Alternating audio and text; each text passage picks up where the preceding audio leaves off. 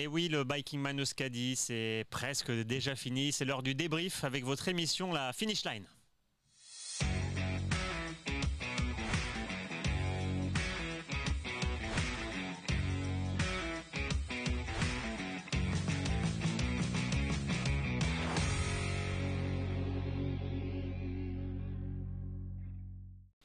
Salut à tous et merci d'être avec nous. On va donc débriefer ce Biking Man Euskadi 2023. Encore une fois, la course a été riche en rebondissements. Et on a deux invités très spéciaux. Et aussi Axel à mes côtés. Salut Axel. Ça roule? Ça va. Enfin, ça roule. Ça va roule pas plutôt, assez. ouais. Hein. Ça roule pas assez pour toi. Oui, mais ça va.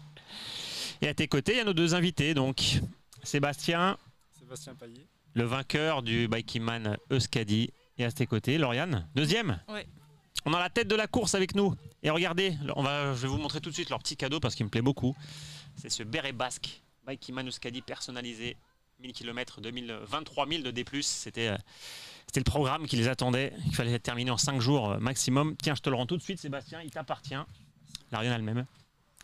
Bravo à vous déjà pour cette performance quand même qu'il faut souligner. Puisque leur temps total, tu peux nous le rappeler, Axel? Sébastien, il a gagné en 55 heures et 45 minutes. Énorme, il a battu le record de l'année dernière. Donc c'est un nouveau record absolu sur le Biking Man Euskadi. Nouveau record absolu sur les 3 épreuves. Et Lauriane, 59h37. Alors, quel est votre premier sentiment maintenant qu'on est à J+1 après votre arrivée? Moi, je suis super contente. Des 6 que j'ai faites, c'est la meilleure course. C'était la meilleure l'an dernier et j'ai surclassé le Skadi en fait, que j'avais fait l'an dernier. Donc tu dis que c'est ton meilleur Biking Man que tu as fait? C'est meilleur Biking Man, pas forcément sur le point de vue sportif, mais sur tout ce que j'ai vécu sur la course et sur le déroulé de la course et sur tout ça, c'est pas le résultat qui compte pour moi forcément, et ouais, c'est de la façon dont j'ai vécu la course. Quand tu parles du vécu, tu fais référence à quoi? Les sensations, toute la gestion de la course, comment tu vis la course, et puis il y a le parcours aussi. De toute façon, le parcours, il est pour moi, c'est de tous ceux que j'ai fait, c'est le plus beau, quoi. Et toi, Seb, qui découvrais ce parcours, c'était comment? Ouais, j'avais très intrigué. J'étais très intrigué parce que pour moi, ce genre de distance, c'est assez nouveau. C'était la première fois que tu faisais un 1000, je crois, c'est ça? Ouais, en fait, j'ai participé à la RAF, mais j'ai dû abandonner au bout de 4 heures. Parce que j'ai pas abandonné, mais j'ai abandonné faire la course parce que le corps voulait plus. Donc pour moi, c'était vraiment la première expérience avec la gestion du sommeil. Ça, c'était vraiment des choses où j'avais beaucoup de questions et j'étais curieux de voir comment j'allais réagir, quoi, parce que ça m'a toujours... j'ai suivi un petit peu les autres éditions et c'est vrai de voir Lauriane ou d'autres coureurs arriver à faire de tels niveaux de performance en dormant si peu, ça m'intriguait énormément, quoi. Et du coup, qu'est-ce que tu en retiens vu que tu l'as fait toi-même maintenant, ça? C'est-à-dire de dormir très peu? Alors, on va dire j'ai eu des gros aléas avant d'arriver sur la course, donc je me suis pas mis dans les bonnes conditions, donc j'ai vécu une première journée pas hyper agréable. Dès la 6 heures de course, j'avais déjà de la somnolence. Donc, dans quel col, hein, tu te souviens pas? Parce que moi, je me suis avec la chaleur, alors que j'avais vraiment beaucoup dormi avant. Je sais plus quelle descente. La chaleur me tapait dessus aussi. Et c'était dans la première journée. Je me suis dit voilà, si je m'endors sur la première journée, puis en fait non, je crois que c'est l'effet de la chaleur qui a fait ça aussi, qui m'a un peu éteint sur une descente. Et ouais, j'ai vécu un petit peu la même chose, mais après ça l'a fait, quoi. Bon, en tout cas, vous avez formé très vite le duo pour la victoire. Est-ce que vous vous êtes un peu challengé, surveillé le tracking, les positions pour établir des stratégies ou pas vraiment? Moi, on va dire jusqu'à la première journée, de toute façon, moi j'étais dans ma bulle. C'est juste, par contre, j'ai dû revoir mes objectifs parce qu'avec la fatigue, je pouvais pas mettre les watts que je voulais. Mais par contre, je me suis pas préoccupé de... Enfin, j'ai même pas regardé les trackings, quoi. À aucun moment, même non. pas sur la fin? Non, non. Alors comment je tu me savais suis- quand tu étais deuxième ou premier? Bah, c'est juste qu'à un moment, il y Il a a, remonté un par il y un. a Stéphane qui m'a Explosé repris, Stéphane. Après, j'ai vu Laurent. Lauriane, je l'ai su quand je suis arrivé au CP1. Mais après, au final, où j'ai eu l'info, c'est quand je me suis posé, parce que du coup, moi j'avais prévu de dormir à Argelès. Mais bon, déjà, sans fatigue préliminaire, c'était déjà un beau challenge. Mais là, avec ça, je savais que si je faisais pas une sieste, j'allais m'endormir dans la descente. Donc pour moi, c'était hors de question. Donc j'ai fait 45 minutes de sieste. Et à ce moment-là, C'est là qu'on s'est croisés. ouais, Ouais. c'est Tu là. sortais de l'abribus Ouais, et mais j'ai vraiment, doublé. c'est incroyable. Quoi. Ouais, Je ouais. remonte sur le vélo, je suis en train de chausser. Et elle me passe devant. Ouais. Donc, Je sais plus où c'était un, je sais pas, je dirais 15-20 ouais, bornes c'est avant ça, le 15-20 Scandale. bornes, ouais. Là où Avant d'attaquer le Scandale, ouais. tu J'ai cherché, zigzag dans les petits villages. C'était le dernier village où il y avait un abribus, donc on va dire plutôt sexy pour dormir, quoi. Tu étais quand même au bord de route. Hein. Bah, dans l'ultra, un abribus, c'est confort. Oui, Ouais, c'est oui, confort. oui. Ça faisait un moment que Ouais. je cherchais. Ça faisait au moins 3-4 fois que je m'arrêtais, je cherchais une banque et tout. Il n'y avait rien Ah ouvert. dans donc ce ça, coin-là, t'as rien. C'est quand tu quittes Arrête, après, je crois que c'est ouais, c'est un c'est peu vraiment le désert, que des quoi. petits villages où tu traverses la forêt pendant longtemps. Donc c'est pas là que t'as envie de t'arrêter. Il y a la rivière. Enfin, c'est. Donc, On l'a vu, Axel, hein, très vite qu'ils ont pris les commandes, Lauriane et Seb, que ça se jouait entre deux, quoi. Ça s'est neutralisé assez vite. Ouais. Après, il y a eu comme d'habitude les départs flamboyants. On vient les appeler comme ça, où il y a les météorites qui partent, et puis on se dit, bon, bah tiens, c'est les mêmes que l'année dernière. Qu'est-ce qui va se passer? Et puis ça explose petit à petit. Déjà, la frontière espagnole, ça commençait à bien ralentir. Laurent, il avait commencé à se calmer. Ouais, Laurent, il m'a rattrapé et du coup, je me suis calé, mais je voulais juste prendre un peu de l'information pour voir à combien de watts il montait.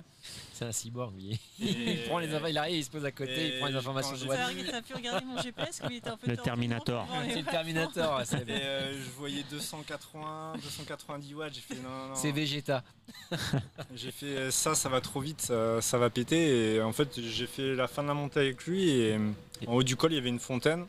C'était parfait, il fallait que je reprenne de l'eau. Comme ça, j'ai perdu du temps efficace et je l'avais plus en visu. Comme ça, j'étais sûr de ne pas me faire influencer. Mais du coup, le col d'après, je suis revenu dessus là, quand tu as commencé à sortir le drone. Donc, voilà. Ouais, c'était dans la remontée avant de repasser en France. Là. Mais on le sait, quand les gens ils vont trop Non, vite ça au répète début pas. à côté de nous, ça se voit sur eux en fait, ça se voit à l'attitude, ça se voit aux relances. Moi j'en ai au départ qui partaient dans ma roue et ils étaient en force dans les montées. Et je me retourne pas, t'as envie de lui dire calme-toi, la course est longue quoi. Sur 2 jours, ça marche pas. Mais, Tu le vois à quoi? ouais. C'est parce que son attitude physique, Tu t'as le l'impression vois, qu'il tu le vois, force tu le beaucoup vois trop. sur l'investissement, ouais, ça se voit qu'il est en Il est en effort max, quoi. Pas Ouais. forcément sur régime, mais parce que ça tiendra pas à cette allure-là, quoi. Mais c'est vrai que c'est déstabilisant au début de voir partir comme ça. Et pourtant, on fait partir par vague. Oui, c'est pour ça que moi je suis Volontairement. parti C'est pour éviter derrière, justement mais je suis d'avoir le revenu peloton assez qui part vite et sur. que tout le monde roule à une sur vitesse debout, extraordinaire. Quoi. Mais quand tu pars devant, ouais, ça part. T'es parti quel sas, toi Je sais même pas si c'est 4 ou 5, je saurais pas dire.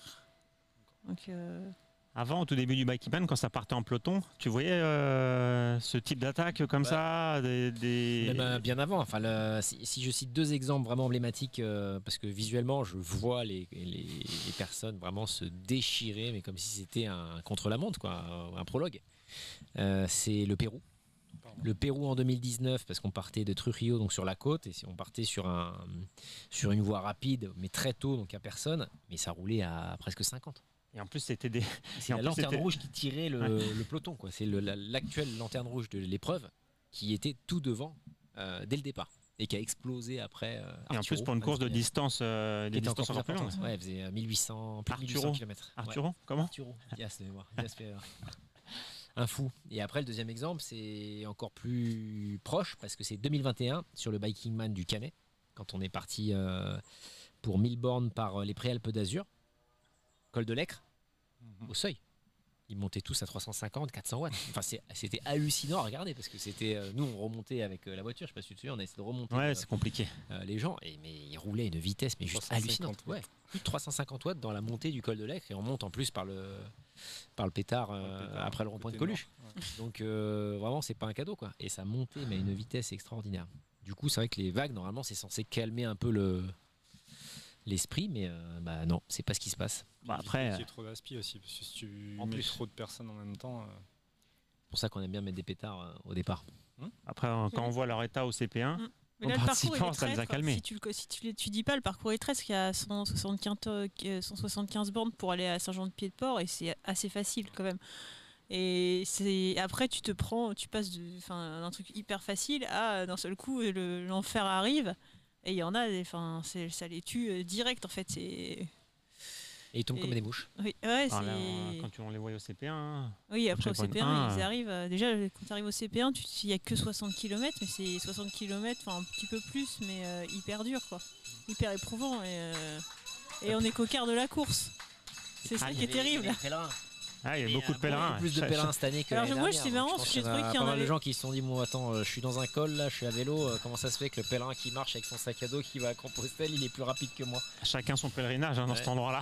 J'avais l'impression qu'il y en avait plus l'an dernier, moi, de Ah non, marcheurs. là, cette année, il y a eu Ah ouais il y avait un nombre de marcheurs, c'est- c'était extraordinaire parce qu'il faisait moins chaud. Il a fait Ouais, moins c'est chaud vrai. que l'année dernière. Et au départ de Saint-Jean, tu avais un petit peu de pèlerins, mais là cette année, il y en avait, c'était hallucinant parce qu'on en a passé au moins, je sais pas, au moins une Ouais, cinquantaine. beaucoup, ouais.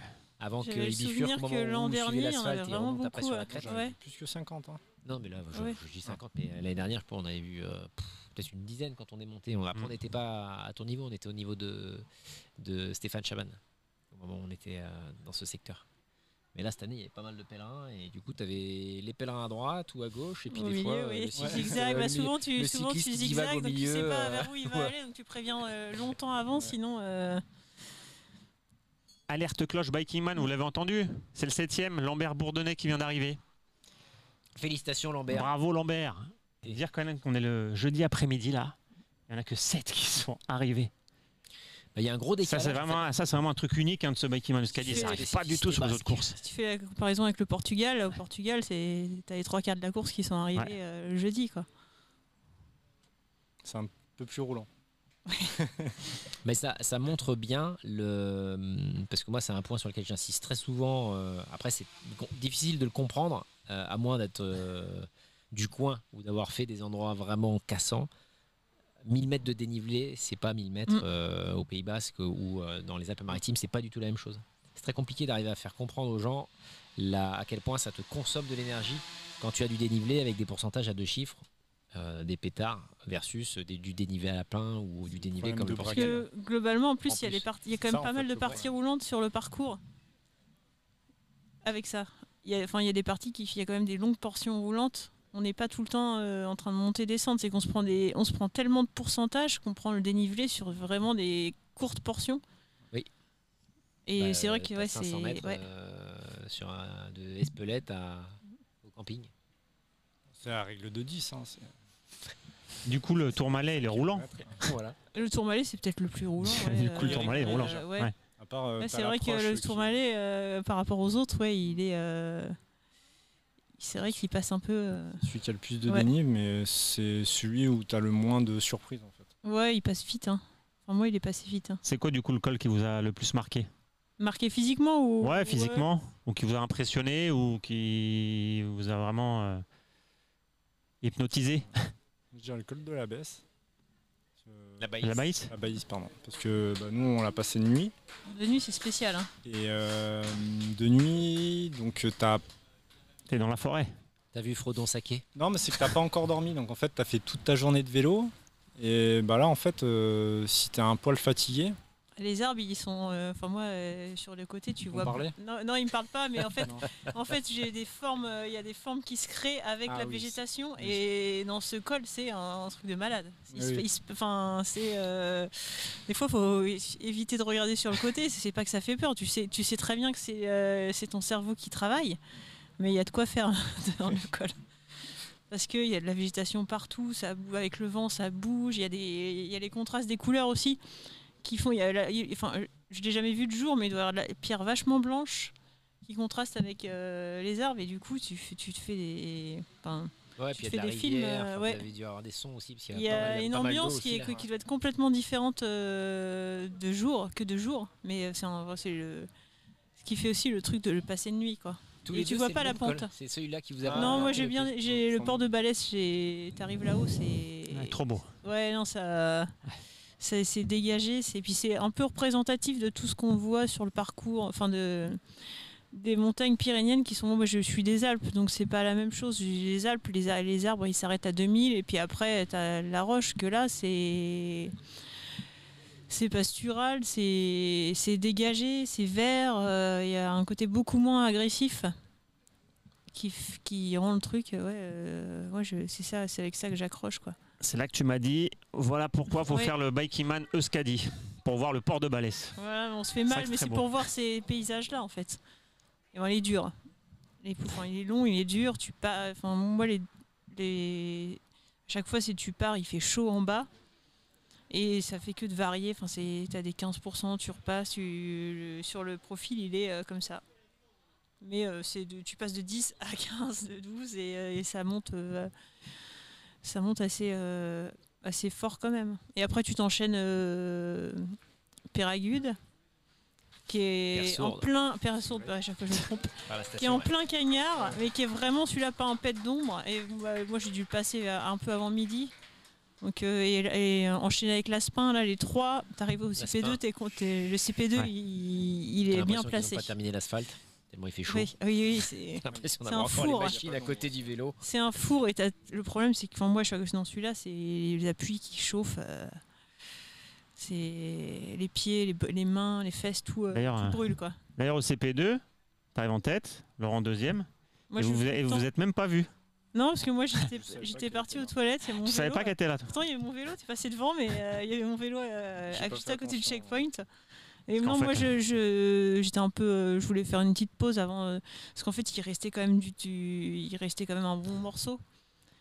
Parce que la petite scène, en fait, c'est que toi, t'es arrivé, tu fais ta pause.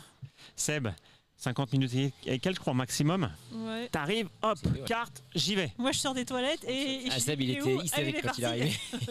Concentré. Tu l'as loupé. Le petit laps de temps où t'étais aux toilettes, je crois.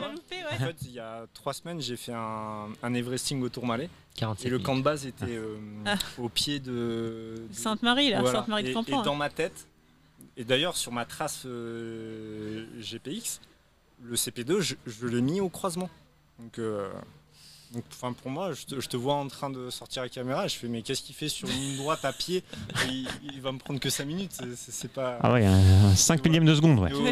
Il était à fond. Je ainsi, je dis bon, il doit avoir quelque chose, et du coup je fais demi-tour, quoi. Mais pour moi le CP2 était pas là. Donc voilà.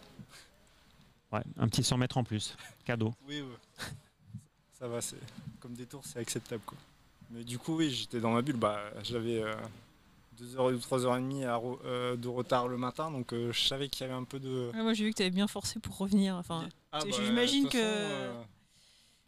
C'était quitte au double, hein. Mais moi j'ai pas cherché, c'était quoi la puissance moyenne là, à maintenir pour arriver à rattraper Lauriane? Je me souviens que tu m'en as parlé. J'étais sur 270 watts à partir du deuxième jour, en fait, du coup, comme j'ai pu dormir, je savais que le problème de mes jambes du premier jour, c'était le manque de sommeil. Et du coup, j'ai quand même fait 4h30 de pause pendant la nuit, mais je savais que ça serait bénéfique. Et du coup, je me suis réveillé avec les bonnes jambes. Et du coup, je suis arrivé à maintenir entre 260 et 270 toute la journée. Et donc du coup, alors j'ai vu au début que je reprenais beaucoup, et à un moment je reprenais moins, donc je pense que tu as dû... ouais, ça dépend à quel moment, ouais. Moi je sais que j'étais assez irrégulière sur ça. Mais tu as réussi à dormir sereinement, Seb, durant tes 4 heures? Parce que en général, je sais que la victoire dans les Bikeman, le premier s'il se pose 4 heures pour revenir après. J'ai pas une approche comme ça. Moi sur le sommeil, déjà je raisonne plus en heures de pause que sommeil pur. Mais déjà pour moi le plaisir c'est... je prends du plaisir à rouler, et la somnolence c'est pas un truc qui me plaît beaucoup, et surtout c'est quelque chose que moi je ne sais pas gérer. D'ailleurs je suis pas sûr qu'il y ait beaucoup de gens qui savent gérer un manque de sommeil hyper prononcé. Et du coup c'est un risque que je sais pas appréhender, quoi. Et, notamment dans les descentes. Et du coup moi je préfère m'arrêter pour me reposer que rouler comme ça. C'est ce qui s'est passé l'année dernière, hein, sur un Ultra 500 là, un UBF.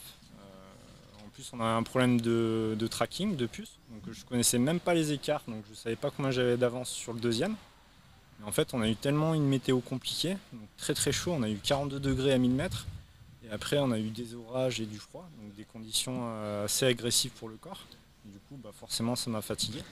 Et à 30 bornes de l'arrivée, je me suis arrêté 40 minutes pour ne pas finir en somnolence. Moi, c'est un état qui ne me plaît pas. Mais en plus, je sais que ça permet de pouvoir rouler beaucoup plus vite. Donc, je prends plus de plaisir. Ça. Et au final, je pense que le temps, je le récupère. Donc, voilà, après, il faut trouver le juste équilibre. Je pense que si j'étais parti frais, j'avais pas prévu de dormir de m'arrêter 4h20. Ouais, la stratégie aurait été différente, quoi. J'avais prévu entre 1h40 et 2h. Mais bon, après, on fait avec la vie réelle. Hein. Donc voilà. Mais du coup, oui, ça m'a permis, la deuxième et troisième journée, j'ai pu avoir les sensations et surtout les allures que je voulais. Donc ça, c'était plaisant. Et du coup, ça a été bénéfique, quoi. Pour Lauriane aussi. Ouais, Pour toi aussi. Moi, je regardais l'écart avec derrière et j'étais un peu tranquille en fait. Je savais que devant, j'irais pas rechercher. Donc ça n'a pas été trop la course entre guillemets, quoi. J'ai fait mon truc, mais sans faire la course. Cette place-là, c'est quand même assez. C'est différent. Royal, quoi. Ouais, c'est différent de l'année dernière où tu étais au coude à coude avec Clément. Avec le coude à coude à partir de 23h30, on a. Il y avait Loris et Clément. Loris longtemps aussi. J'ai eu la pression de Loris et Clément qui était j'étais chassée tout le mardi. Et ça, à gérer, c'était ultra difficile. Donc en fait, quand Clément m'a passé, ça a été un soulagement. Et après, à quelques kilomètres de l'arrivée, quand il m'a repassé la nuit à Aubonne, pendant la nuit. Quand je me suis arrêtée, vous faisiez le yo-yo. Quand il a repris la tête, du coup, c'était un peu un soulagement. Je me suis dit, ça y est, je suis arrêtée. C'est terminé la chasse, je suis tranquille. Et en fait, je suis revenue sur lui. Et là, on a fait 15 heures de course ensemble, sans rouler ensemble, à se chasser comme ça, quoi.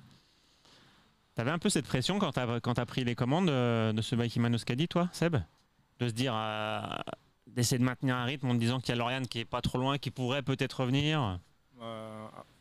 Après, moi, j'avais vraiment retrouvé les jambes que je voulais. Et du coup, je savais que ces allures, pour moi, en plus, j'avais pas de problème de ventre.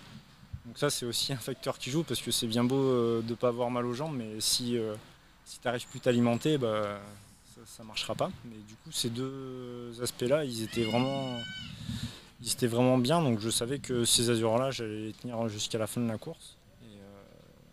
Donc j'avais en objectif de me laisser un peu de marge si j'avais besoin de dormir. Parce que ça, par contre, c'était un peu inconnu, le point d'interrogation, quoi. Vu que j'avais jamais fait deux jours d'affilée de vélo, et avec la fatigue que j'avais. Mais sinon, sur les jambes, j'étais assez confiant, quoi. T'as assisté, toi, à la petite bataille finale entre Seb et Lauriane, Axel, dans la voiture de course? On a suivi sur une partie. Après, il y a eu des moments où c'était compliqué d'arriver à les retrouver, mais ça a été beau. Ça a été beau à voir. Après, sur le sommeil, c'était intéressant de voir les stratégies, comment elles se sont faites. Est-ce que tu aurais, toi, eu la même stratégie si tu avais été vraiment en pleine forme? Est-ce que tu aurais poussé davantage? Et est-ce que toi, Lauriane, tu l'aurais chassé davantage s'il avait. Moi, j'ai vu les écarts. En fait, moi, j'ai pas chassé du tout parce que j'ai vu les écarts au CP1. Je me suis dit, de base. Parce qu'en fait, au CP1, tu peux vraiment baser que sur le physique. Après, je savais pas qu'il y avait cette histoire de fatigue. Ça veut dire qu'il aurait été encore plus fort s'il n'avait pas été fatigué. Et j'ai vu l'écart. Et en fait, à aucun moment, je me suis dit, je vais essayer d'aller le chercher. Parce que pour moi, j'étais dans mon rythme. Et moi, c'est différent. Je sais que même si je dors un peu plus, j'arriverai pas à rouler beaucoup plus fort. Je suis assez régulière. Et là, j'ai déjà eu la sieste que j'ai fait au CP2 m'a quand même bien requinqué. J'ai pas eu besoin de dormir et ressenti la chute d'énergie, quoi, sur le reste de la course. Donc moi, même si je m'étais arrêté, j'aurais dormi 3 heures, j'aurais pas pu rouler comme lui, quoi. C'est impressionnant quand même, parce que tu dors très très peu, quoi. T'as pas besoin ouais, mais en fait, je roule à une allure qui me demande pas nécessairement de dormir. Alors en fait, quand je me suis posée le mardi matin, c'est pas parce que j'étais fatiguée, c'est que j'arrivais plus à manger et j'avais une oppression là. Et je me suis dit, il faut que je m'allonge, que je respire vraiment pour essayer de manger. Et parce que si je mange pas, ça va pas. C'est là que ça va bloquer, quoi. Mais c'est pas parce que que je m'endormais ou je saurais pu me dire comme ça, quoi. Si j'avais pas eu ce souci-là. Mais pour répondre à ta question, moi planifié première nuit 2h20 et à Argelès. Enfin, pour moi, c'était déjà été. J'avais prévu 1h15 à Tardette. Donc, même si ça serait très bien passé, j'aurais appliqué ça. Et côté temps d'arrêt, justement, on en a pas mal discuté, tu te rappelles sur la finish, là, entre les temps planifiés de sommeil et effectivement les temps d'arrêt totaux. Oui. Tu avais calculé quoi là? Tu prévoyais de faire quoi? Je prévoyais beaucoup moins que ça, mais après, comme je t'ai dit, de toute façon, il faut s'adapter à tes sensations et aux aléas. Mais effectivement, moi, j'essaye beaucoup de travailler avant la course sur en fait, les temps de passage que tu vas avoir à différents endroits pour anticiper en fait ce que tu vas trouver, qu'est-ce qui sera ouvert, pour minimiser en fait ce que pour moi j'appelle du temps perdu. Parce que pour moi, quand tu t'arrêtes, si c'est pas pour acheter à manger, si c'est pas pour dormir, c'est du temps perdu. Donc tu calcules en amont tous les endroits où tu vas devoir t'arrêter pour optimiser au maximum le temps de recherche. J'avais genre 100 commerces que je numérote par kilomètre et je connais les heures d'ouverture, les heures de fermeture. Est-ce que tu me parlais pour le bar Moi je me souvenais qu'on s'était arrêté avec Clément à une fontaine et il y avait un bar en face et il m'a parlé, il était fermé là. Il me dit ouais, famille, il était fermé. Il y a un annuaire de commerce de 1000 bornes. Je les ai presque tous appelés en fait pour être sûr de connaître les. Moi j'avais juste regardé où je pouvais acheter. Et lui je l'ai pas acheté. Et c'est marrant parce que quand on était au pied du col de Spandel, on en a parlé. Et je lui dis, putain, mais t'as vu, normalement au Family, c'est ferme à 23h et on est passé. Parce que moi je suis dans 21h30, c'était fermé. Pour l'anecdote, je suis allé chercher un coca dans un bar après, dans le bled d'après. Le patron, il était bourré, mais il était fini. Il était limite, il aurait pas voulu me laisser partir. Après, il m'aurait laissé partir avec une bouteille de coca, mais je voulais qu'une canette, quoi. Et il était rond, mais il était 23h15 et ils étaient deux dans le truc. Et du coup, je lui dis ça, il me dit il y avait les bars qui étaient là. Et là-dessus, toi, tu compiles toutes ces données dans un document qu'après tu utilises pendant la course? Ouais, bien sûr. Ouais, après, moi j'ai un Excel qui résume tout. Et après, sur mon téléphone, je prends les screenshots de chaque page qui m'intéresse. Et comme ça, je peux checker rapidement. Je pense que c'est important parce qu'en fait.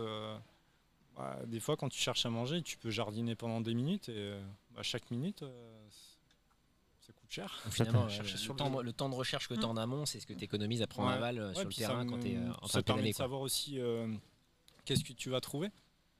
Comme ça, tu ne te poses pas 10 000 questions. Voilà, je sais que là, je vais trouver des crêpes, là, je vais trouver ça, et en fonction de ce que tu as aussi envie de manger, parce que sur 2 jours, tu peux avoir des envies, un peu comme quand une femme elle est enceinte, des fois, tu peux avoir un peu des caprices, quoi. On va finir par se faire engueuler par les commerçants. On a eu des cyclistes qui nous ont appelés pour savoir ce qu'il y avait à manger. Ça t'a pris combien de temps de préparer tout ça en amont? C'est des heures et des heures sur l'ordi, ça? C'est plus que des heures, c'est assez long. Parce que je fais la même chose après sur... les fontaines et tout. Sur les Bah oui, bien sûr, sur les fontaines. Puis en plus, moi, je me nourris beaucoup par la boisson. Donc au début, j'ai des poudres. Et après, c'est je mixe avec des jus de fruits. Mais du coup, ça c'est pareil, il faut pouvoir les trouver. Parce que ça, je trouve, c'est du confort de se nourrir en buvant. Donc de prendre de la calorie à la fois solide et liquide, quoi. Donc ça évite la déshydratation. Et puis c'est un peu comme les compotes. Je trouve que c'est super facile à assimiler. En tout cas, sur moi, ça marche bien. Mais oui, en préparation, c'est super long, quoi. Surtout quand c'est la première fois, quoi. Celui-là, c'était la première, donc en fait, tu découvres tout. Et d'ailleurs, je trouve que c'est beaucoup plus dur que sur les Alpes. Parce qu'en fait, ici, il y a beaucoup moins de commerce, il y a beaucoup plus de no man's land. Et du coup, il y a des endroits, pendant plusieurs heures, t'as rien, quoi. Donc si tu loupes, ça peut vite être problématique, quoi. En tout cas, maintenant, vous avez 2 bons bérets, là. Ouais. Vous avez gagné. Vas-y, montre-nous le tien. C'est Lauriane, toi aussi. C'est le même. Hein. Avec ça, c'est les champions. Voilà. C'est en basque. Champion en basque. Et un grand merci à Serge. Bah oui. Serge, le vétéran qui a terminé en 2021. Les cadeaux qu'on vous a remis à l'arrivée, c'est un moment spécial, cette arrivée, Seb? Oui, pour plein de raisons, quoi. Déjà, tu as quand même la satisfaction d'avoir bouclé la course, hein, parce que sur des parcours la revue en direct, il peut toujours en replay plutôt. Il peut toujours se passer plein de choses, hein. Ça, c'est des choses on est à l'abri de rien, quoi. Et puis bon, Moi, j'ai toujours adoré la montagne, quoi. Donc, les Alpes, les Pyrénées, c'est un régal, quoi. Une belle arrivée en journée en plus, comme ça il y a un peu d'ambiance. Axel, Ouais, c'est en aussi- journée, en parce que plus, ouais. des fois, t'as pas de chance, c'est premier et, Et t'arrives à il fait 3 heures. nuit et il n'y a personne. Ah, malheureusement, pour ceux qui arrivent à 3h du mat, oui, il y a un peu moins de fans. Ouais, j'ai été sympa. T'as vu, là, j'ai fait 13 heures. Donc, entre la pause de Ouais, midi milieu et de 2 journée, et tout, c'était parfait. Parfait. Il y avait les Race Angels, tout le monde qui t'attendait. Il y avait du monde, c'était sympa, ouais. C'est des bons moments, ça, c'est des bons Ouais. souvenirs. Bon, bah, en tout cas, bravo encore une fois à vous. Et merci d'être venu débriefer votre aventure. Sébastien, premier, Lauriane, deuxième. Et merci à toi, Axel. Merci à vous pour l'organisation. Bah, écoute, on espère vous revoir. Lauriane, on te reverra, toi, sur le dernier Bikeman, Sur le Maroc, ouais. sur le Maroc. D'ailleurs, en petite info statistique, tu es leader du classement général désormais de la saison. C'était l'objectif de la course, donc c'est Objectif rempli. oui, objectif rempli, ouais. Ça y est, en tête du championnat, une première en 7 ans. Non, l'année dernière, j'étais en tête après Euskadi. Ouais, mais il y avait le X qui était passé déjà. Oui, le X s'était passé, oui, il restait plus que le Brésil pour déterminer le gagnant. Bon, bah, tout va se jouer au Maroc hein, pour déclarer officiellement ou pas Lauriane championne 2023. Seb, on te reverra pas sur un Bikeman cette année. Cette année, je pense pas. L'année prochaine, Pas, peut-être parce que alors. Je fais pas de gravel. Et j'ai pas prévu d'aller au Brésil. Donc, Oui, il reste plus beaucoup de temps pour s'organiser. Hein. C'est, Ah, là, pour trouver les c'est à la frais, fin du en mois. plus, faut un peu de travail. Faut un peu travailler, hein, parce que pour appeler là-bas je suis têtu. en portugais, c'est plus compliqué. Maroc, alors là, c'est pareil. Pour arriver à trouver, est-ce que c'est ouvert? Oui, peut-être. Non, et tu connais pas le parcours. Mais en tout cas, je note de modifier potentiellement Euskadi 2024 pour pouvoir un peu redistribuer les cartes de tout le travail en amont qu'ils ont réalisé d'identification des zones. Bah, moi, c'est plutôt la connaissance maintenant, parce que le parcours, c'est marrant, j'avais l'impression de l'avoir fait 10 fois alors que je l'ai fait qu'une seule fois. J'ai reconnu, je disais, c'est comme quand je monte le Revard, je l'ai monté 100 fois, c'est exactement, je reconnaissais chaque virage. J'avais tout enregistré l'an dernier et j'ai refait le même parcours, mais Bon, bah voilà. Faut faire un nouveau parcours Voilà. pour Lauriane et faire découvrir de nouvelles routes basques parce qu'il y en a encore beaucoup à découvrir, des petits secrets. Et puis Seb, on espère te revoir en 2024 alors. Sûrement. Bah, super. Merci à vous deux. Merci Axel. Allez, on enchaîne avec nos deux prochains invités, dont Lambert qui vient tout juste d'arriver. C'est la magie du direct. Vous avez entendu la cloche tout à l'heure, et ben le voilà, il est en plateau. Salut Lambert. Bonjour, salut. 7e du Bikeman Euskadi. Ouais. Montre-nous ta médaille, Mais fièrement. Franchement, Elle est méritée. Ouais, à fond. Elle a l'air lourde. Hein. Waouh. Elle est lourde, ouais, mais je suis passé un peu trop. Bon, Valentin. Valentin a la même, mais il l'a déjà enlevé. Il a déjà pris sa douche même. Ouais. Ça va, Valentin? Ça va. Donc toi, t'es arrivé 6e. Oui. Un petit peu avant, quelques heures avant. Combien d'heures avant? Ouais, 2 heures à heures. peu près avant.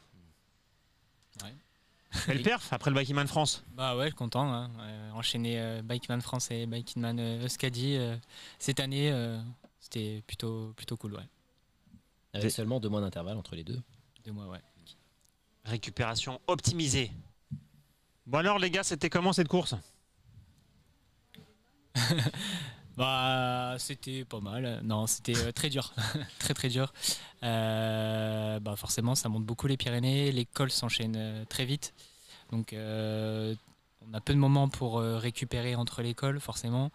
Il y a très peu de zones où on peut se ravitailler. Pays Basque, il fait très chaud, il y a un petit vent, donc la sensation de chaleur, elle est vraiment augmentée. Donc non, très dur. Franchement, je pense qu'on peut employer le mot extrême. Surtout qu'en plus tu finis 6e, mais en vrai, t'étais très bien parti pour finir 4e. T'as eu une grosse galère mercredi. Tu peux nous la résumer? Ouais, bah, grosse galère de frein. À 150 km de l'arrivée, j'ai mon disque avant qui a chauffé et qui s'est un peu voilé. Du coup, la route tournait plus très bien. Et du coup, j'ai dû m'arrêter et trouver une solution. Je me suis arrêté cette nuit, j'ai perdu entre 10 et 12 heures, je sais plus. Donc tu pouvais pas réparer ton vélo sur le moment où tu avais ta panne. Tu as dû passer la nuit à l'hôtel, attendre qu'un magasin ouvre. Tout à fait. Je m'étais dit, ce matin, en fait, ce qui s'est passé, c'est que le piston de mon frein avant revenait plus. Donc j'avais mis du WD-40 hier soir, qui n'a pas agi, le piston revenait pas. Et ce matin, au moment de partir pour aller chez un réparateur, la roue tournait de nouveau. Donc j'ai quasiment fait les 150 derniers kilomètres en appuyant sur le frein arrière, quoi. Et donc du coup, Lambert en a profité pour te rattraper et vous avez passé quelques heures ensemble. À vous Ouais. tirer la bourre, hein, Lambert. Moi, c'est ça, ouais. Donc, je crois que c'était aux 840 km.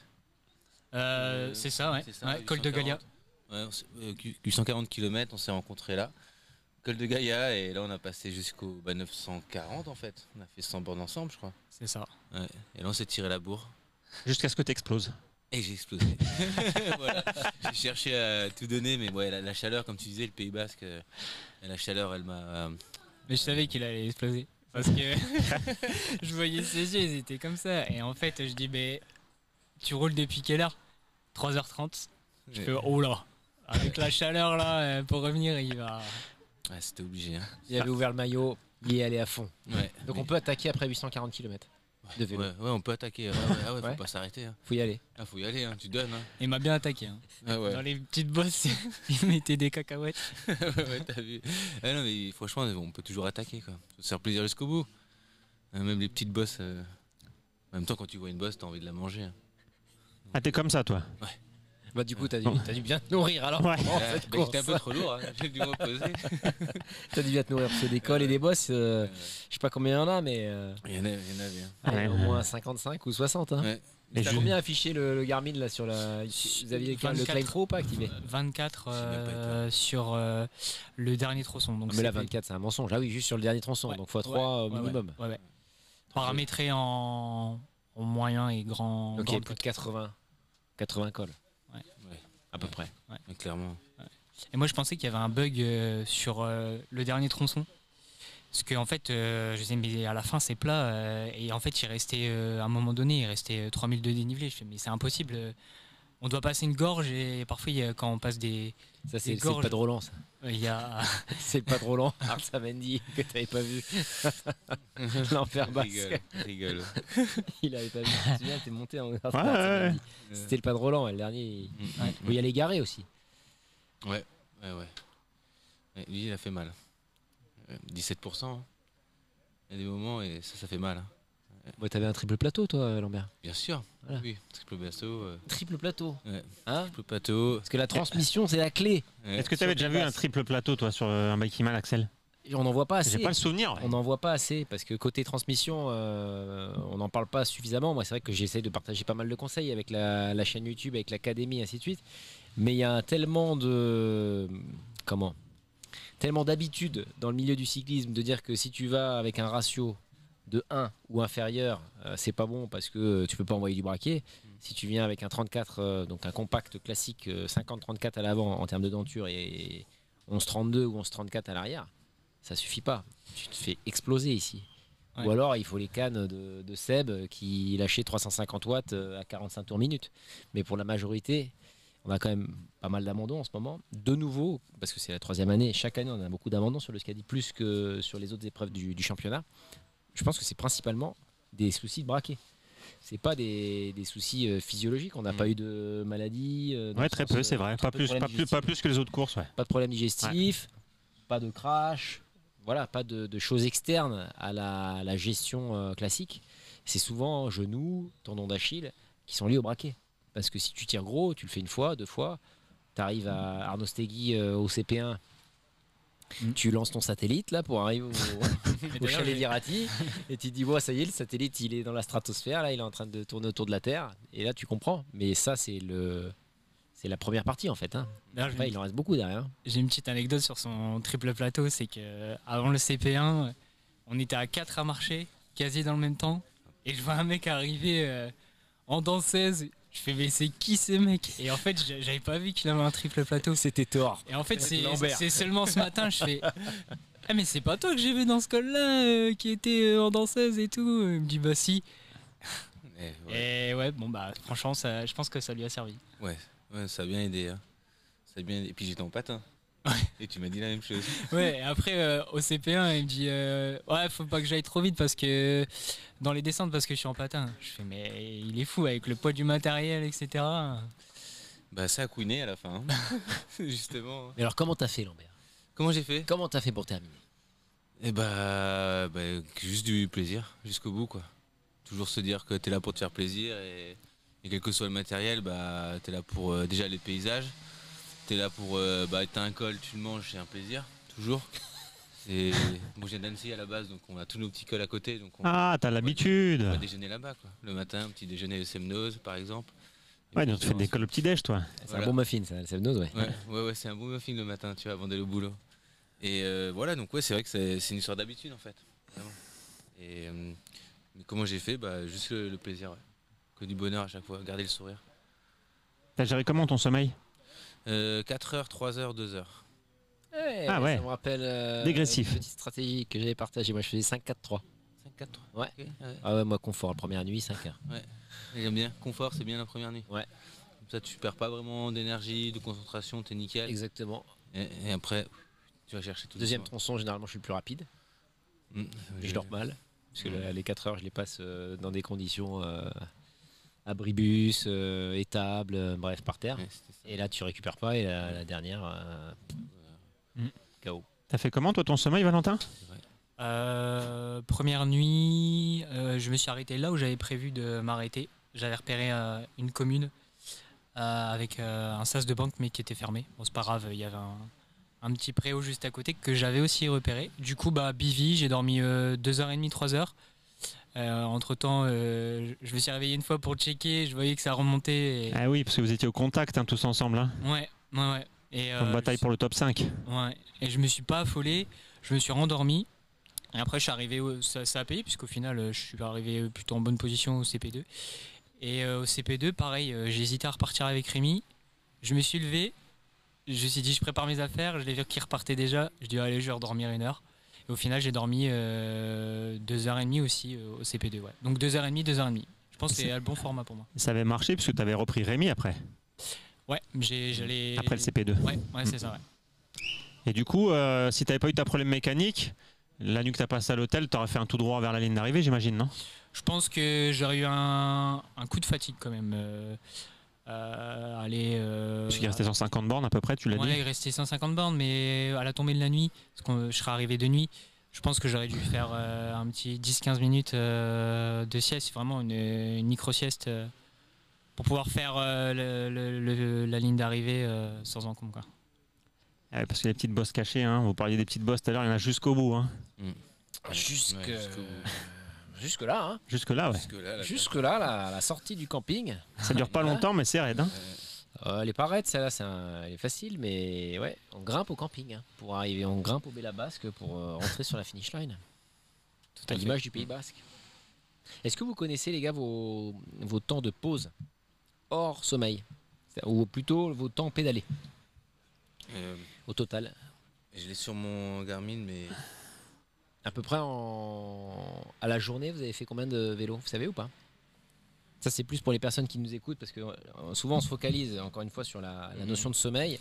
Valentin, 2h30 x 2, donc 5 heures de sommeil. c'est plus de 5. Mais c'est plus sur les arrêts. Oui, le temps de pause est Le temps de plus pause, grand. tu cherches à manger, tu cherches à changes boire. tu ranges ton prépares matos. ton frein à 10, tout ça. Est-ce que vous avez une idée de ce que ça représente au global? Moi, j'ai roulé de plus de 50 heures. Dans ma tête, je sais que j'ai vu 50 heures et je me suis dit, bon, le premier, il est arrivé en 50 heures. Moi, j'ai roulé. J'ai roulé en 50 heures et du coup, il me reste. Et j'ai mis combien de temps déjà pour arriver? Eh bien, il te reste, t'as 83h34, donc 33h34. Donc, beaucoup trop de pauses, tu vois. Parce que tu t'es arrêté en sommeil combien de temps? Tu as dit 4-3-2. 4-3-2, tu vois. Donc ça fait 9 heures. Pour manger. 33. Ah, mais j'ai oublié de vous dire, j'ai aussi une réparation à faire. Mais il reste quand même 24 heures. Ouais. Au global, il y a 24 heures de recherche de. T'as beaucoup mangé. J'ai mangé. T'as mangé des gâteaux basques. Il m'a dit qu'il avait des- mangé et ses du saucisson. aussi. Ah, ce matin, ouais, je me suis fait. Ah, je suis arrivé à un endroit où ils faisaient eux-mêmes leur charcuterie. Chez un paysan. Il m'a sorti une assiette. Il était quelle heure? Il était 7 heures. Petit déj. Petit-déj. Une assiette de charcuterie lui-même. Une assiette de lentilles avec saucisse. Ah, nickel, hein, j'ai super bien mangé. hein. C'est pour ça qu'il arrive frais, content, Ouais. le ventre plein. Je suis passé un petit bout de soirée avec un Belge et un Autrichien qui m'ont offert des œufs et d'ailleurs qui m'ont donné le câble de chargeur qui marchait plus. Je t'ai envoyé un message, j'avais plus de chargeur. Exact. Et ils m'ont donné un câble, ils m'ont fait tiens pour ta course. Mais tu les as rencontrés comment, eux? Ils avaient du coup ils faisaient du bikepacking, ils avaient des gros chargements et j'ai roulé un peu avec eux. Ils sont posés au col, j'ai fait je reste un peu avec vous, on a mangé un peu ensemble, on a partagé des œufs. Et, Il est malin, hein? voilà. Ouais, c'est une gestion différente, mais je tiens quand même à préciser que parmi les finishers qui sont arrivés, c'est un des rares qui a pris Enfin, qui dit avoir pris que du plaisir. Ouais. Je suis assez surpris. Pour être Les franc, autres, non, Valentin imprénables. aussi, Valentin. Bon, après, t'as fait une nuit à l'hôtel, là, t'arrives frais, c'est pour non, ça. mais pour le coup, franchement, moi j'ai pris énormément de plaisir aussi. Ah, bah voilà, on peut faire beaucoup de montagnes. Non, et plus que d'habitude Prendre même. beaucoup de plaisir. Parce que j'avais un sentiment très agréable de me dire, je suis dans la difficulté, c'est dur. Mais ce que je suis en train de faire, je me suis entraîné pour, et puis c'est ouf, quoi. C'est quand même pas donné à tout le monde de pouvoir faire un parcours aussi extrême. Et ouais, c'était dur, mais je gérais, et c'était du coup beaucoup de plaisir, quoi. J'ai vraiment apprécié la difficulté. Et vos coups de cœur respectifs, c'est quoi? L'endroit vraiment où vous vous êtes dit, punaise, extraordinaire par rapport à tout ce que vous avez pu voir dans vos vies respectives d'hommes et de cyclistes. Ouais, c'est un col qui est pas très. C'est Marie. Marie Blanc. Ouais. Magnifique. Je sais pas, il y avait une ambiance. J'allais répondre la même chose. Ouais, toi aussi, avec le petit plateau, il y avait les brebis. Ouais, c'est pareil. magnifique. Vous étiez en fin d'après-midi, vous, dans cette zone-là, je crois. Moi j'étais en fin d'après-midi. Ouais. C'est ça. Marie Blanc, c'est Ouais. après le. Non, moi l'Obisque. j'étais, pardon, j'étais. Après le passage de l'Obisque. À un moment donné, tu arrives sur ce plateau là où. Ah, ok, oui, c'était devant lui. Magnifique. La route, elle ouvre un peu sur les. Ouais. Dans les alpages là. Ouais, c'était beau là-bas. Ouais, c'était vraiment très beau. Très beau, ouais. C'est vrai que c'est un de mes endroits préférés, moi aussi, cet endroit-là. Il est spécial, ouais. Bon, faut prendre des Il est notes, pas hein, connu. ceux qui nous écoutent. Prenez des notes. Ouais, il est pas connu cet endroit, mais c'est vrai qu'il est Marie très Blanc. spécial. La Baïs, parce qu'on a entendu ces deux La cols. Baïse tout à l'heure, ouais. Et toi, ton col préféré, Cédric? Parce qu'il faut quand même rappeler que on a pas mal voyagé aussi. Alors pas, mais on a essayé de vous suivre autant que possible. C'est quoi ton col préféré? Bonne question. Arnaud Stegui, il est bien, le premier jour. Cap Canaveral. Mais c'est vrai, C'est sûr. c'est plus facile pour nous, on est en voiture. Donc, et on peut aller chercher les beaux endroits facilement sans trop d'efforts. Sinon, comme disait Lauriane, Port de Balès, il est spécial aussi. Il est vraiment très très dégagé. C'est longtemps de la route de crête. C'est très beau. Après, il y a aussi les perceptions en fonction de l'heure de la journée à laquelle tu passes. Le coucher de soleil au Tourmalet, par exemple, c'est très très spécial. Ça, celui-là, ce qu'on voit à l'image, je crois, c'est l'Obisque. Oui. Donc c'est très beau aussi, tu vois cette route en croix là. Ça c'est Perros-Sourdes. Ils sont pas forcément spectaculaires, mais ça reste toujours très beau dès là, c'est comme ça. Mais ouais, un coucher de soleil sur le Tourmalet, mais Port de Balès, moi j'aime bien. C'est très très vert. Tout ce qui est très très vert. Bon, les Pyrénées sont verts, le Scadier est vert, mais dès que c'est très très vert, c'est ça que ça donne une atmosphère spéciale avec les animaux. Quand il y a beaucoup d'animaux aussi, c'est assez marquant. On voyait Aspin là. Je sais pas. Et toi, qu'est-ce que t'en penses, Axel? C'est quoi toi le préféré? Moi, sans aucune hésitation, c'est à Husky. C'est un des derniers. Il est situé où sur le parcours celui-là? Je me souviens plus du kilométrage, je peux le donner. C'est tronçon, au sommet entre- du village de Béorlegui. D'accord, donc c'est entre le CP2 et C'est entre l'arrivée. le CP2 et le finish. Et c'est une des dernières grosses difficultés avant le pas de Roland. Et C'est ça- celui avec le cours d'eau. Non, c'est Non. celui avec la descente un peu gravel où il y avait eu du gravillonnage là, oui. en partie Ah ouais. centrale, Ah, avec magnifique. des épingles un peu délicates là, à Ouais. négocier. Pareil, il y a T'arrives pas sur mal ce plateau d'animaux. là, avec les potiocs, puis tous les Pyrénées, les lignes de crête là, c'est super sauvage et à la fois on n'est pas très loin. Ouais. C'est Et vraiment c'est un- l'impression de basculer. On arrive du Piémont, quoi, là où il y a toutes les cultures, on voit tous les agriculteurs qui travaillent, tout ça. Et puis d'un coup, boum, il y a une toute petite route là qui monte à ce col et ça donne comme une porte d'accès presque Ouais. cachée parce qu'en fait, tu passes de la civilisation à plus rien. En haut, il n'y a plus rien. T'es tout seul, il y a les aigles, les alpages, les troupeaux et puis le lieu, il est.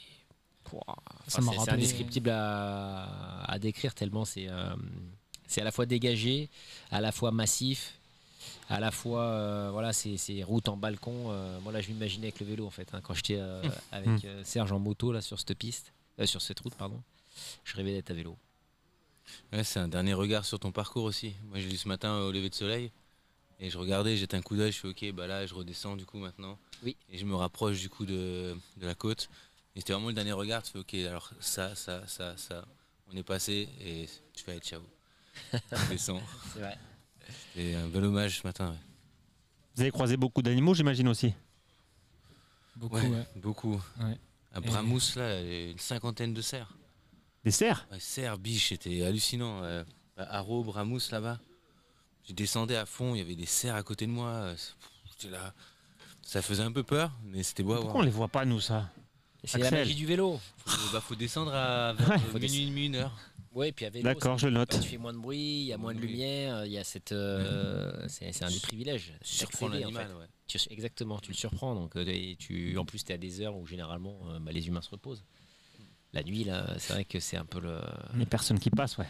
C'est la forêt enchantée dans plein d'endroits. Hein.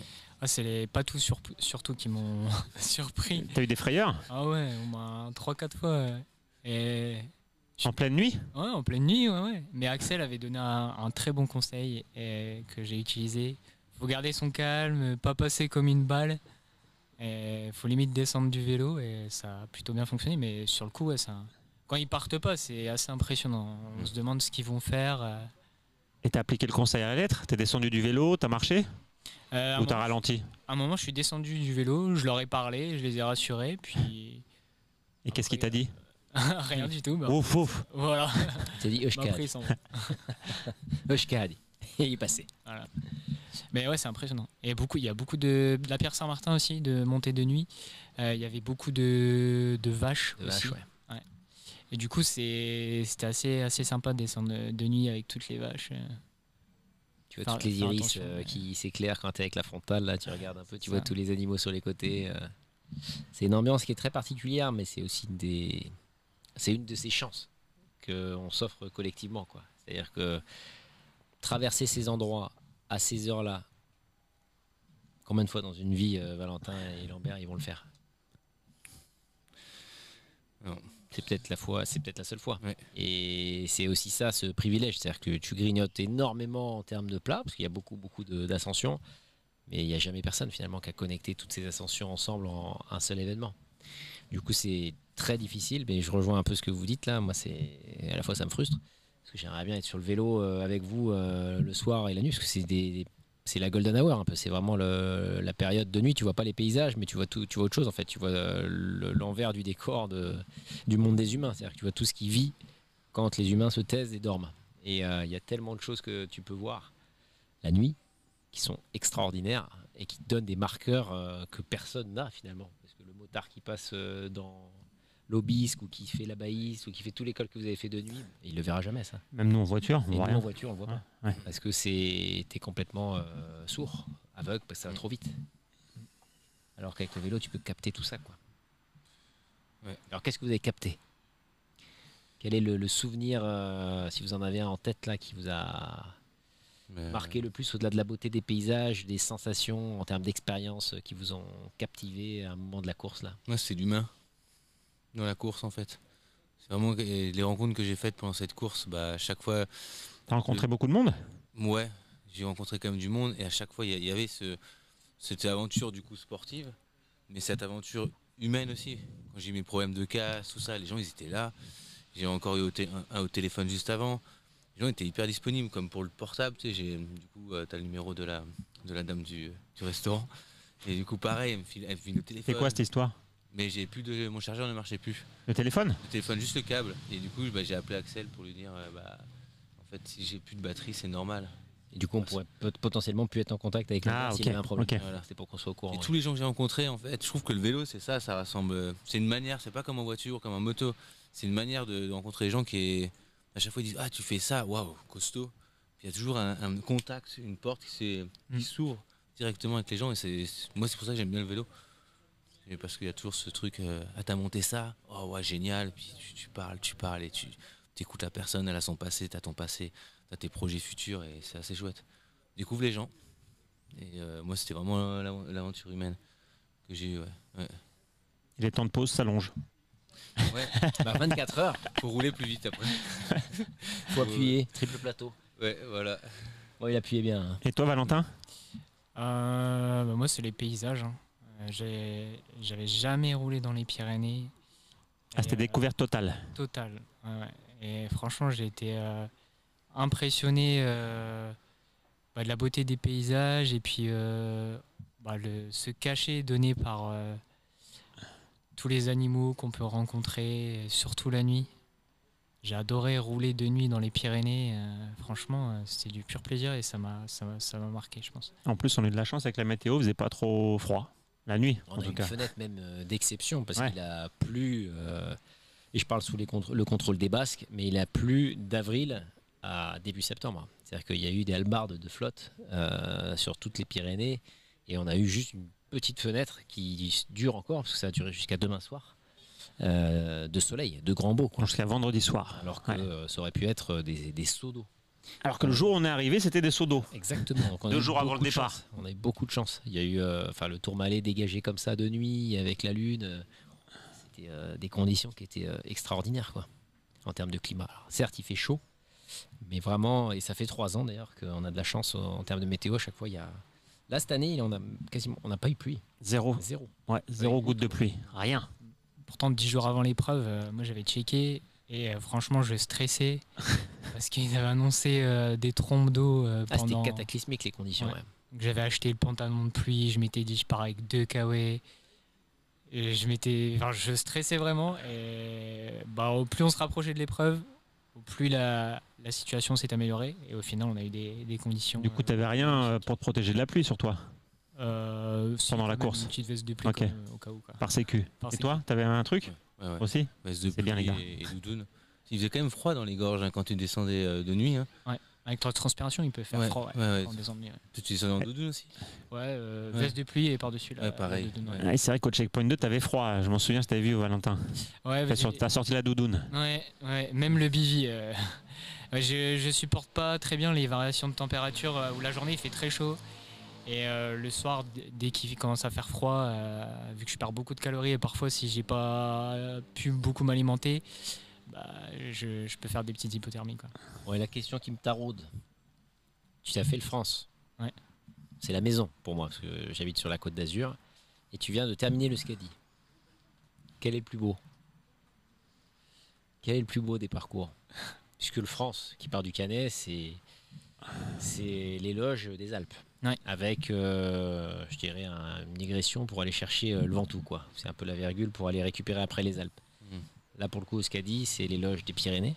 T'en penses quoi, toi, maintenant qui à chaud comme ça, après avoir enchaîné les 2 épreuves? Moi j'ai préféré les Pyrénées. C'est beaucoup plus sauvage, beaucoup plus dur. Le France après ça reste magnifique, hein. On fait quand même deux beaux cols, le Ventoux, le col de la Bonnette. Pour les cyclistes c'est le paradis. On traverse dans des endroits aussi magnifiques, hein, sur le France. Tout ce qui est du côté des gorges. Gorge du Verdon. Gorge du Verdon, La Haute des ouais, Crêtes. voilà. On passe aussi dans les Baux-de-Provence. Donc il est très beau comme parcours, le France. Mais beaucoup plus sauvage, Pyrénées. Et vu que je connaissais pas, ça m'a vraiment interpellé. Je pense que je préfère les Pyrénées. Et toi, Axel? Tu préfères quoi? C'est des ambiances qui sont différentes, en fait. C'est diamétralement opposé en termes de massif, en termes de jeunesse de massif, en termes de configuration de montagne, en termes de déclivité, en termes de géologie, en termes d'animaux. Je dirais que le France, c'est plus. C'est bien pour des vacances. Non, je plaisante. Si tu fais la course et que tu veux vraiment te défier et que tu es en quête un peu d'absolu, les Pyrénées, c'est sûr, c'est beaucoup plus dur que les Alpes. Les cols que vous avez fait, là, ce collier, même les Basques, qui connaissent très bien leur montagne, et notamment Laurent. Ouais, Il y a Laurent des endroits que Garbolino, je le connaissais 3e. Ouais. qui était étonné et halluciné par à la fois la difficulté et le fait de connecter tous ces cols-là. Donc si tu cherches l'absolu, vraiment la quête un peu des montagnes les plus difficiles, c'est clair que les Pyrénées, pour ça, c'est beaucoup plus exigeant. Les Alpes, c'est plus accessible. Il y a également des côtés ravitaux qui sont différents en termes de gestion, parce que les Alpes, il y a beaucoup plus de civilisation accessible, entre guillemets, quoi. Il y a plus d'humains. Et